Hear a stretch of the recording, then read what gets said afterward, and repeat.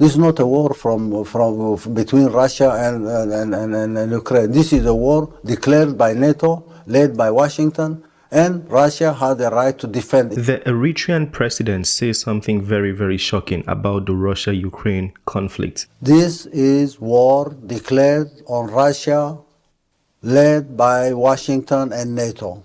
Wow. It's very clear, it's a very simple thing. Mm-hmm. And as I indicated earlier, this war was declared 30 years ago, probably.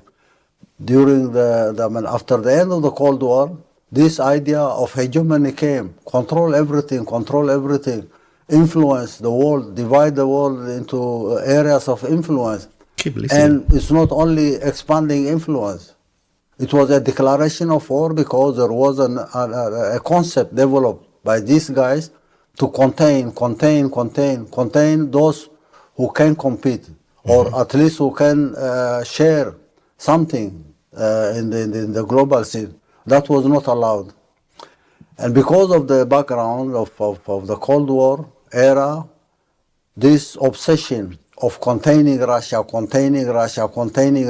there for the last 30 years. It's nothing new. If you are containing one nation not to grow, not to compete, not to be able to make its contributions, then you are declaring war. Right. I wouldn't be sitting here waiting for someone to contain me with sanctions, with obstructions, with the confusion, all sorts of things. This is a declaration of war. And Putin warned against this previously. And we had our position very clear, not yesterday or the day before, but we said this is not the kind of all world order that the peoples of all continents need. Nobody needs this kind of policies, hegemony, control, and not allow people to grow and work hard to change their quality of life. This idea of war in Ukraine or war between the Russian Federation and Ukraine is not true at all. This is war declared by NATO and Washington against the Russian Federation. Guys, I'm not saying this is true, but I'm just saying it's a new perspective to pay attention to. For the last 30 years, this has been going on and on and on for the last 30 years. How can you contain Russia?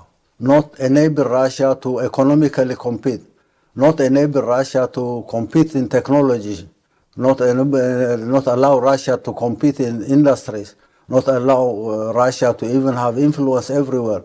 If you have declared this war, then the war is there. It's not a war between Russia and Ukraine. For that matter, our position was clear. We were against this so-called global order or world order.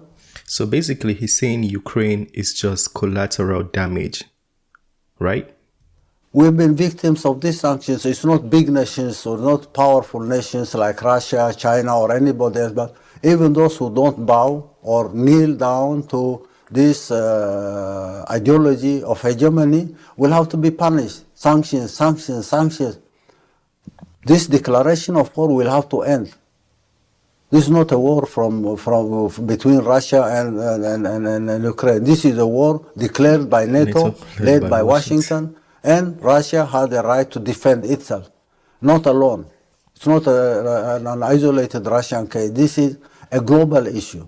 And we need an order, a global order or a world order that enables everybody to share, cooperate. Complementarity will have to be there. You can't contain someone, you can't contain one nation, you can't force or even use force, all sorts of coercion to subdue nations. This is not acceptable. Okay, so that was a beautiful video by the Eritrean president. Like I said previously, I'm not saying this is true because I'm not a professional in these matters.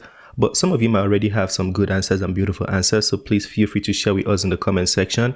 It's a whole new perspective on how to see things. Basically, a summary of that video was, this war is not between Russia and Ukraine, it's between Washington and Russia, because Washington has been trying to contain and control Russia for the longest period of time, and Russia has been trying to break free, and as a result, that is what is happening. So my assumption of what he said would be, Ukraine is just collateral damage. I'm not saying he said that, no, but I'm just assuming that's what he meant. It's the end of this video. If you liked it, smash the like button, subscribe, and I'll see you on the next one. Peace.